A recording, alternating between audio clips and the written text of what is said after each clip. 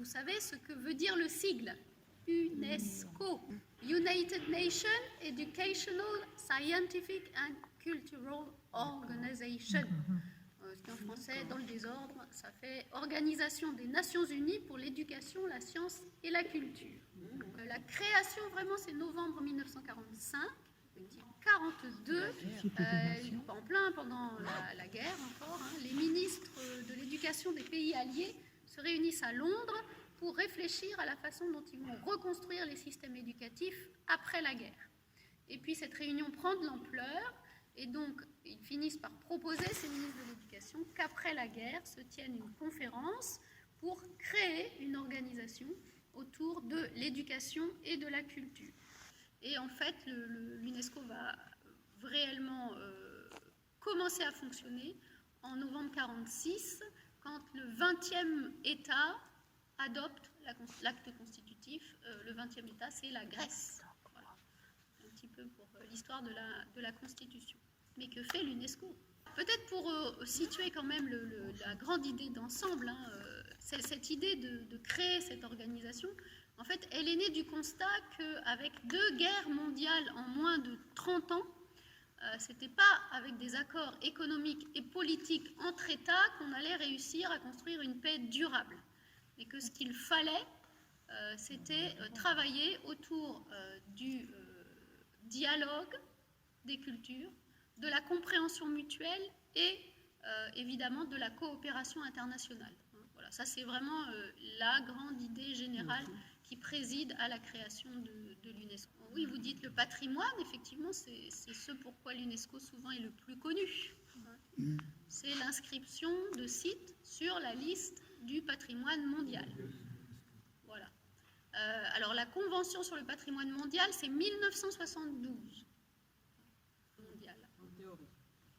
Et il y a eu une réunion du comité de sélection du patrimoine mondial tout récemment, en septembre de cette année 2023, qui a classé 42 nouveaux sites au patrimoine mondial. Pour la France, c'est la Maison Carrée de Nîmes, par exemple. Et puis aussi, il y a eu, avec la Belgique, la France et la Belgique ont fait classer les sites mémoriels du Nord de la Première Guerre mondiale.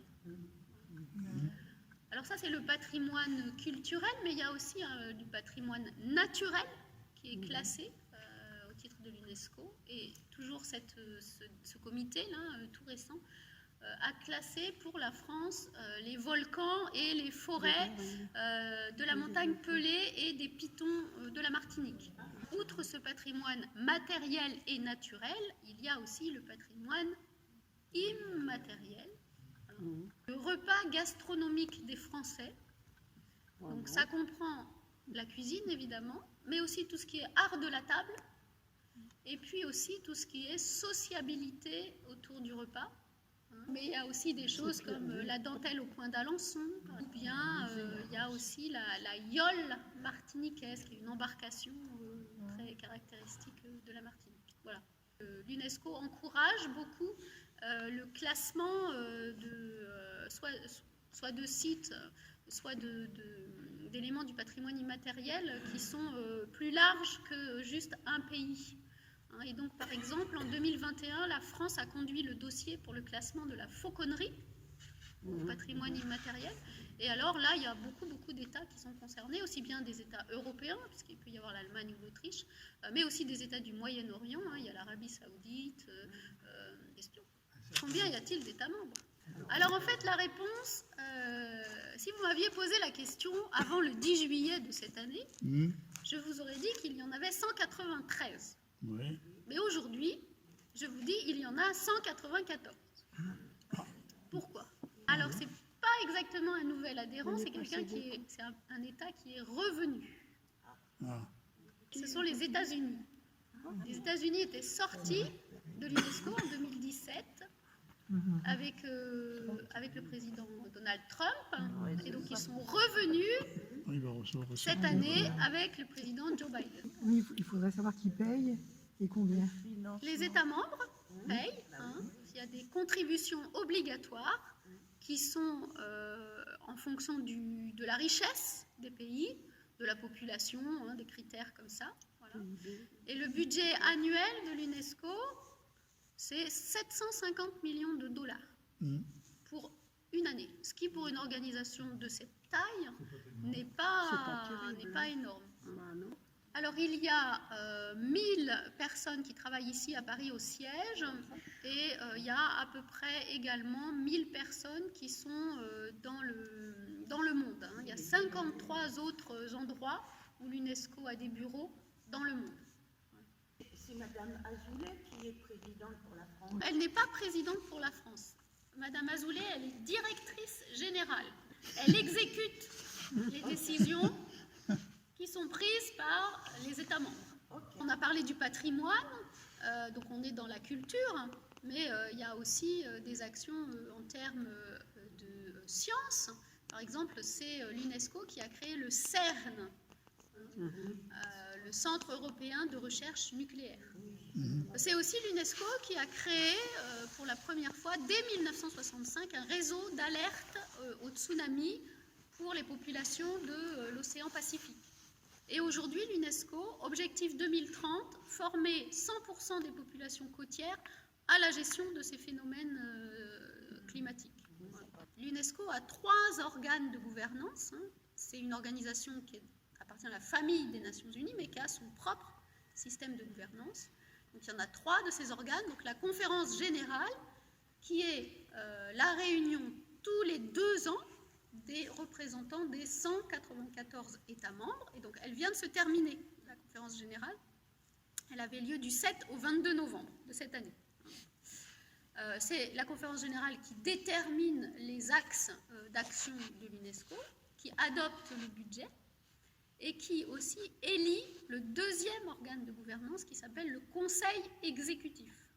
Le Conseil exécutif, c'est seulement 58 membres. Donc, c'est plus facile de travailler à 58. Lui, il se réunit 2 fois par an, autre salle en bas, en sous-sol, pour suivre l'exécution des actions et du budget, et puis préparer le travail de la prochaine conférence générale. Voilà. Le principe de vote au sein de la conférence générale, c'est un État égale une voix, quelle que soit la taille de l'État concerné. Et le 3e organe de gouvernance, c'est celui qu'on appelle le secrétariat.